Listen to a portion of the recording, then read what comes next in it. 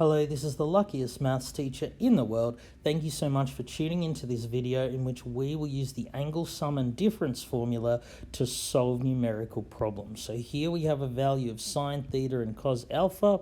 We're going to use that to find the value of cos alpha minus theta.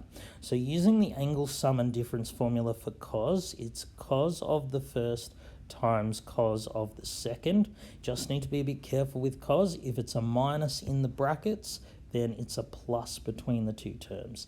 And the second term is sine of the first times sine of the second.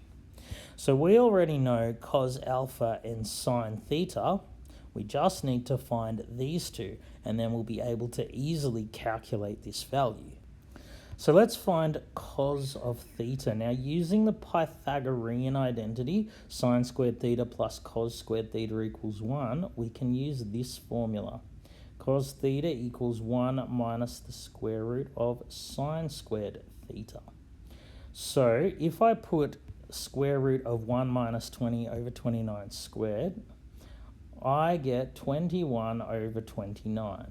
I now just have to decide if this will be positive or negative. Now, because we're told that theta is between 90 and 180 degrees, it's in the second quadrant, and we know that cosine is negative in this quadrant, cos theta will be negative 21 over 29. Now, I can do a similar trick to find sine of alpha. So it will just be the square root of 1 minus that squared.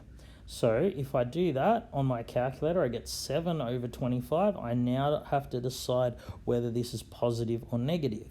Because alpha is between 180 and 360 degrees, third and fourth quadrants. I know sine is negative in each of those quadrants, so again, it will be negative. So my final answer will just be cos of alpha times cos of theta, which we figured out before, plus sine of alpha times sine of theta. So putting that in our calculator, we get minus 644 over 725. That is the exact value. Let's now look at another problem. So we're going to find the value of x if sine of 72 equals cos of 3x. So this relies on an identity we've seen before, that sine theta equals cos of pi on 2, or 90 minus theta.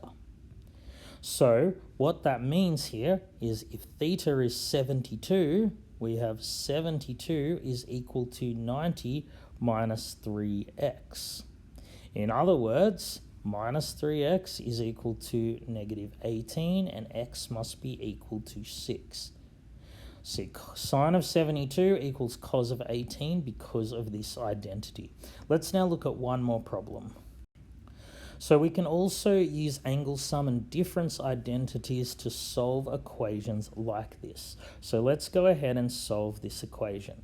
So it's not easy to solve in its current form. What I'm going to do is expand this and expand this. So using the angle sum and difference formula for sine, it's sine of the first cos of the second plus sine of the second cos of the first, and then I do something similar for the second identity. So just make sure you use brackets for the second one because we're subtracting the whole thing. Now we can cancel out here sine x cos pi on 4 minus sine x cos pi on 4. So what I'm left with is two lots of this. One lot minus negative one lot. I end up with 2 lots. So now I can solve this easily. I know that sine pi on 4 is 1 on root 2. So this will just be 2 on root 2 cos x equals 1. So now I divide each side by 2 on root 2, the same as multiplying by the reciprocal. I get cos x equals root 2 on 2. And using what we know about the unit circle, we know that x is equal to 45 degrees or pi on 4. The other one is 7 pi on 4 or 315 degrees. All right, thank you so much for tuning into this video. This has been the luckiest maths teacher in the world. Have a great day.